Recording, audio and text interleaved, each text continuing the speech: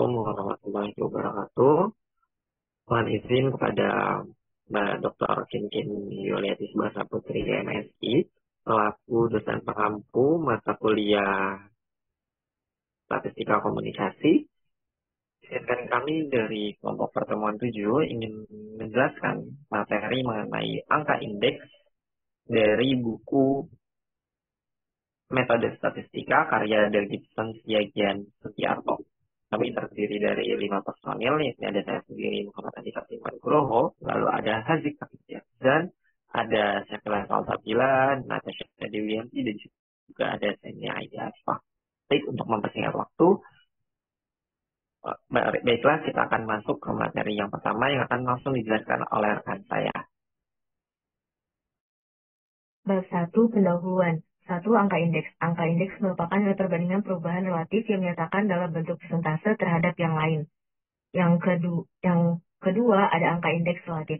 Angka indeks relatif digunakan bila kita ingin melihat perubahan kondisi suatu komoditi dari berbagai periode.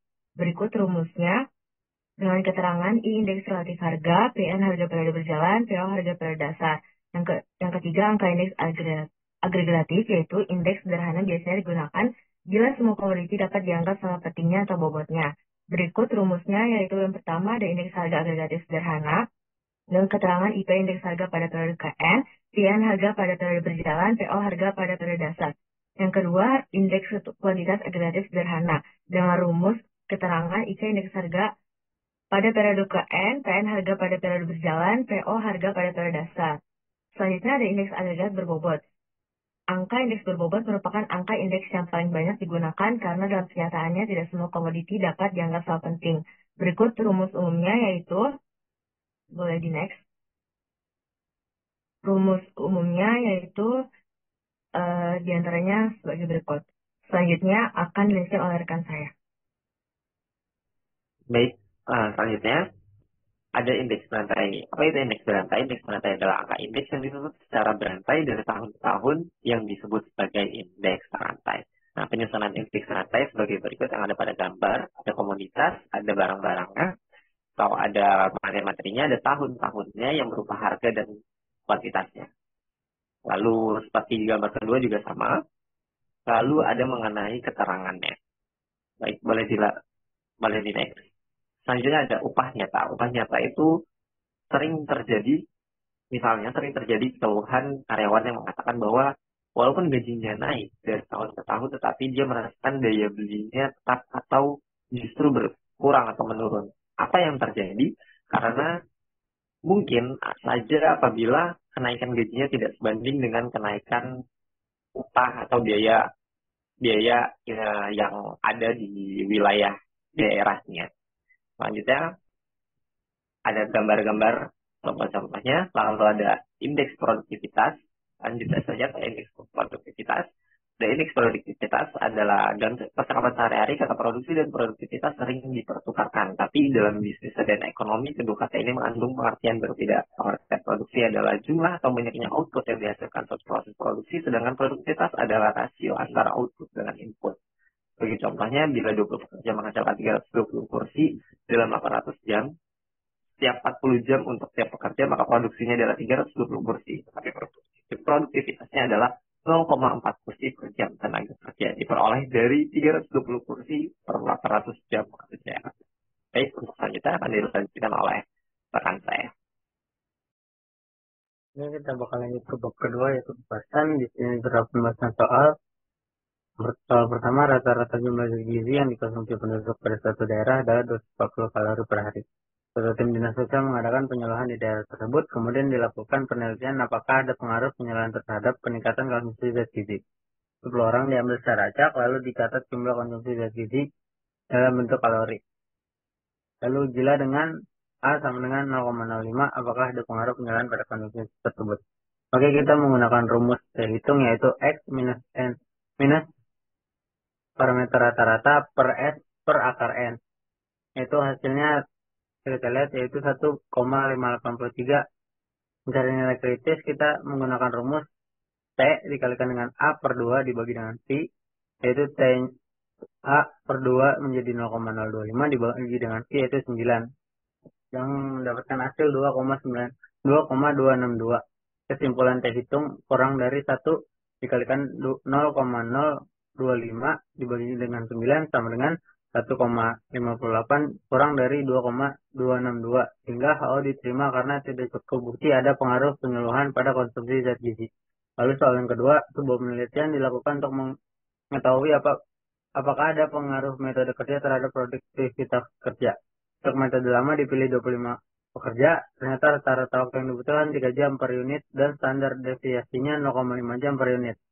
Untuk metode baru dipilih 20 orang, ternyata rata-rata waktu yang dibutuhkan ada 3,2 jam per unit dan standar deviasinya adalah 0,45 jam per unit. Yang pertama, buatlah selang kepercayaan 95% masing-masing metode kerja. Lalu yang kedua, ujilah apakah metode lama lebih baik daripada metode baru. Gunakan taraf nyata 5%. Kita akan membuat yang A terlebih dahulu menggunakan rumus X minus T dikalikan dengan A per 2 dibagi dengan P lalu dikalikan dengan S per akar N. Kurang dari sama dengan parameter rata-rata kurang dari sama dengan X plus T dikalikan dengan A per 2 dibagi dengan P dikalikan dengan S per akar N.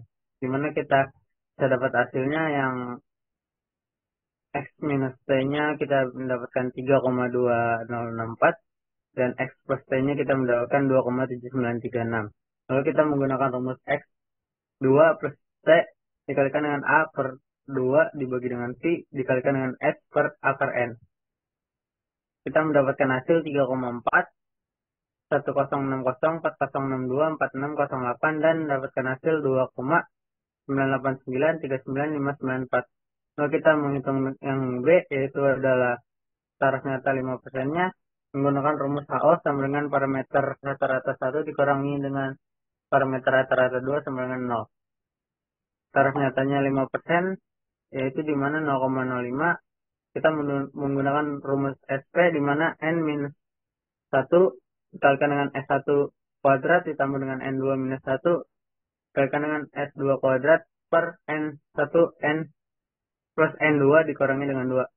Kita mendapatkan hasil 9,8475 dibagi 43 yaitu menjadi akar 0,22901163 dan akar tersebut adalah 0,47855159938. Oke, kita mencari T hitungnya yaitu X1 minus S2 dikurangi dengan DO per akar SP 1 per N1 ditambah 1 per N2 dan kita mendapatkan hasil 0,2 per 0,143565471. Hasilnya adalah 1,393092561. Nilai kritisnya adalah minus T dikalikan dengan A dibagi dengan P sama dengan minus T 0,05 dibagi 43 sama dengan minus 68. Jadi kesimpulannya HO ditolak karena metode hitungnya lebih dari T 0,05 dibagi 43. HO diterima. Kesimpulannya tidak cukup bukti untuk menyatakan bahwa metode lama lebih baik daripada metode baru. Oke, kita lanjut ke soal nomor 3. Misalkan ada pengujian.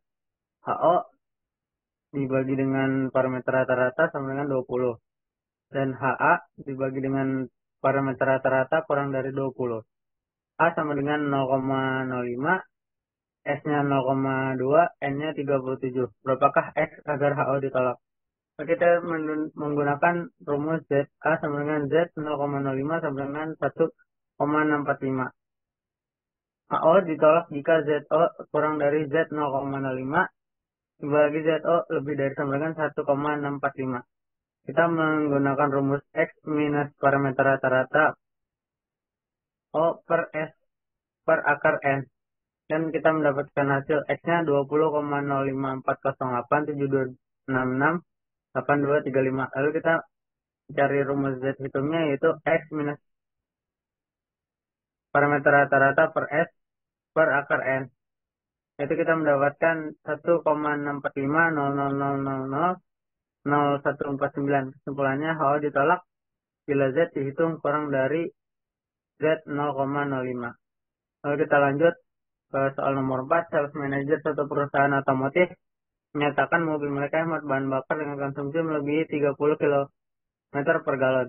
Suatu penelitian dilakukan pada produk mereka dengan mengambil sampel acak 32 mobil. Ternyata rata-rata konsumsinya 33 km per galon dengan standar deviasi 2 km per galon dengan melakukan pengujian hipotesis A sama dengan 0,1. Bagaimana tanggapannya untuk pada pernyataan kelas tersebut? Kita tahu parameter rata-rata ada 30, X 32, N 32, S 32, A sama dengan 0,1. Kita menggunakan rumus ZO X minus parameter rata-rata per S per akar N. Dan kita mendapatkan hasil 8,485. Z 0,1 sama dengan 1,282. Kurang dari Z hitung sama dengan 8,485. Oleh karena itu, Z hitung berada pada daerah kritis. HO ditolak sehingga dapat disimpulkan bahwa mobil hemat bahan bakar dengan konsumsi lebih dari 30 km per galon. Nomor 5, berikut adalah data konsumsi bahan bakar liter per 1 km. Dua jenis motor. Yang motor pertama 2345, 231456, dan motor kedua 34541, 23465. Kita langsung ke rumus yang ZO sama dengan X minus parameter rata-rata per 2 per akar N. Dan kita mendapatkan hasil 8,845. Lalu kita menghitung motor yang kedua menggunakan rumus X1 minus X kuadrat per N. Dan mendapatkan hasil 1,46054,784. Lalu kita menghitung menggunakan rumus hitung yaitu X1 minus X2 dikurang DO per SP akar 1 per N1 ditambah 1 per N2. Dan dapatkan hasil minus 0,30619578723. Dan karena itulah nilai kritis adalah minus T dikalikan dengan A dibagi dengan V sama dengan minus T 0,05 dibagi dengan 18 sama dengan minus 1734. Saya hitung lebih dari minus 10 0,05 dibagi 18. Jadi HO diterima sehingga motor A tidak lebih irit daripada motor B. Oke, selanjutnya akan dijelaskan oleh teman saya. Nomor 6 yaitu Kementerian Lingkungan Hidup sedang melakukan penelitian untuk mengetahui tingkat kebisingan yang dikeluarkan oleh bus dan truk. Penelitian dilakukan pada 50 truk dan 50 bus. Truk menunjukkan rata-rata tingkat kebisingan 91,5 desibel dan standar deviasi 5,2 desibel. Bus menunjukkan rata-rata kebisingan 88,6 desibel dan standar deviasi 3,8 desibel. Ujilah dengan A 0,05. Diketahui truk N1 50 X 191,5 S 15,2 A 0,05 HO sama dengan P1 sama dengan P2 HA P1 sama dengan P2 bus N2 sama dengan 50 X2 sama dengan 88,6 S2 sama dengan 3,8. Rumusnya P1 sama dengan 5,2 sama dengan 50 sama dengan 0,104. Hasilnya yaitu 0,123448878 dan nilai kritisnya itu adalah 1,96. Boleh ke bawah. Untuk nomor 7, untuk menaikkan pangan pasar, sebuah perusahaan melakukan promosi besar-besaran. Sebelum promosi diambil sampel sebesar 250, ternyata pangan pasar 10%. Setelah promosi diambil sampel sebesar 300, ternyata 36 di antara lainnya adalah pelanggan. Dengan A 5,5%, buatlah penguji hipotesis. Yang pertama 1, penentuan hipotesis, yaitu hipotesis 0, ada hipotesis alternatif. Yang kedua adalah tentukan tingkat signifikansi. Yang ketiga adalah tentukan uji statistika yang ingin digunakan. Dan data yang digunakan dalam soal ini memiliki sampel N lebih besar dari 30 sehingga uji statistik yang sesuai adalah uji proporsi Z. Nomor 8, sebuah pabrik teleskop mengharapkan akan memasarkan teleskop produksinya bila standar deviasi resolusinya di bawah 2 saat difokuskan objek berjarak 500 tahun cahaya TC. Sebuah teleskop diuji 30 kali dan difokuskan berjarak 500 TC. Ternyata standar deviasinya 1,46. Apakah teleskop tersebut layak dipasarkan? Hitung derajat kebebasan DF sebagai N kurang 1. Yaitu 30 kurang 1 sama dengan 29, N sama dengan jumlah sampel. Hasilnya itu adalah X kuadrat 2 sama dengan 59,36. Boleh selanjutnya. Manajer produksi pabrik rokok Lucky Setrikaan akhir-akhir ini mendapatkan laporan bahwa pekerja tetap lebih serius bekerja dibandingkan pekerjaan harian diukur dari tingkat kerusakan rokok yang diproduksinya. Untuk mengetahui kebenaran berita tersebut, ia mengadakan penelitian dengan mengambil secara acak 500 batang rokok buatan pekerja tetap dan 400 rokok buatan pekerja harian. Ternyata 60 dari rokok yang dibuat pekerja tetap dan 50 dari pekerjaan harian diketahui rusak. Setelah mengadakan pengujian dengan A sama dengan 0,05, apakah kesimpulannya diketahui? H0 sama dengan P1 sama dengan P2, HA sama dengan P2 sama dengan P2, dan taraf nyatanya A 0,05, P1 60 per 500 sama dengan 0,12, hasilnya yaitu 0,005. Boleh dilanjut. Dan nilai kritisnya di sini ada Z, A sama dengan 2, sama dengan Z 0,05 per 2 sama dengan 2 sama dengan 0,025 sama dengan 1,96. Boleh selanjutnya. Nomor 10, dua orang manajer mempunyai ketidaksetujuan paham pada masalah apakah penduduk kota mempunyai variabilitas yang lebih besar dalam pola pembelanjaan dibandingkan penduduk desa. Untuk mengetahui hal ini diamati 70 orang penduduk kota dan 60 orang penduduk desa. Ternyata standar deviasi belanja penduduk kota pada hari dan standar deviasi belanja penduduk desa 3,5 hari dengan mengadakan pengujian A sama dengan 0,05. Apakah sudah Anda? Jawabannya F sama dengan 4,2 per 3 5 pangkat 2 sama dengan 1,6. Untuk menguji hipotesis, kita perlu membandingkan nilai F dengan nilai kritis yang sesuai dengan tingkat signifikansi dan derajat kebebasan. Boleh selanjutnya. Oke, yang selanjutnya ada bab 3, penutup. Jadi kesimpulannya itu, angka indeks merupakan nilai perbandingan perubahan relatif yang dinyatakan dalam bentuk persentase terhadap yang lain. Angka indeks ini digunakan untuk membandingkan suatu perubahan dari periode ke periode. Dari periode yang digunakan berupa tahun, bulan, atau suatu pengukuran lain. Angka indeks hampir digunakan di semua bidang ilmu, misalnya di dalam bidang pendidikan, dikenal dengan indeks prestasi. Dalam psikolog dikenal indeks kecerdasan. Dalam sosiologi dapat indeks perubahan penduduk dan lain-lain. Walaupun dalam kenyataannya banyak didapati angka indeks lain, tapi secara umum cara perhitungannya dan prinsip yang digunakan hampir sama. Yang selanjutnya itu ada saran. Dalam penulisan ini kami dapat memberikan saran yang dapat dijadikan bahan masukan bagi pembaca yang mungkin dapat bermanfaat. Antara lain kita bisa menggunakan metode matematis adalah angka indeks untuk mendapatkan informasi mengenai bagaimana analisis pengaruh perkembangan harga suatu produk atau jasa tiap tahun yang berubah atau tidak stabil. Jadi, tujuan pembuatan angka indeks ini adalah untuk mengukur secara kuantitatif terjadinya suatu perubahan dalam dua waktu yang berlainan. Misalnya, indeks harga untuk mengukur perubahan harga, atau indeks produksi untuk mengetahui perubahan yang terjadi di dalam kegiatan produksi dan lain sebagainya. Oke, sekian. Terima kasih. Saya kembalikan ke moderator. Jadi terima kasih kepada rekan-rekan sekalian sudah memberikan penjelasan mengenai materi angka indeks, dan juga terima kasih kepada Mbak Kinti Subasa Putri selaku dosen mengampu dari mata kuliah statistika komunikasi. Sekian dari kami kelompok pertemuan 7, kurang lebihnya mohon maaf. Wassalamualaikum warahmatullahi wabarakatuh.